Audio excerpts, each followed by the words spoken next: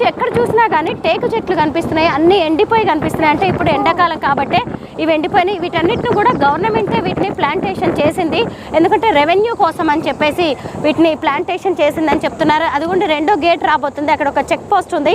ఇప్పుడు మన పావల్గఢ్ गेट दाटेसी एक गेट का नाम क्या है? ये दूसरा वाला टेड़ा गेट कौन सा विलेज? Carry village. ఇక్కడ ఒక విలేజ్ కూడా ఉంది. అవును, మేము ఇప్పుడు వస్తూ కూడా పావల్గఢ్ అనే విలేజ్ చూసాము. ఆ విలేజ్ భలే ఉంది. అసలు ఎంత పెద్ద పెద్ద బిల్డింగ్స్ కట్టున్నారో. అంటే ఇక్కడ అసలు ఒక విలేజ్లో ఇంత పెద్ద బిల్డింగ్స్ ఎలా కట్టారు అంటే ఇక్కడ ఇన్కమ్ రేంజ్ కూడా చాలా ఎక్కువగా ఉంటుందంట.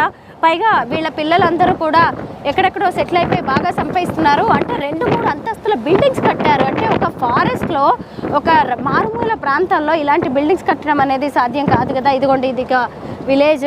ఇక్కడ నుంచి ఇంకా మనం లోపలికి వెళ్తున్నాము.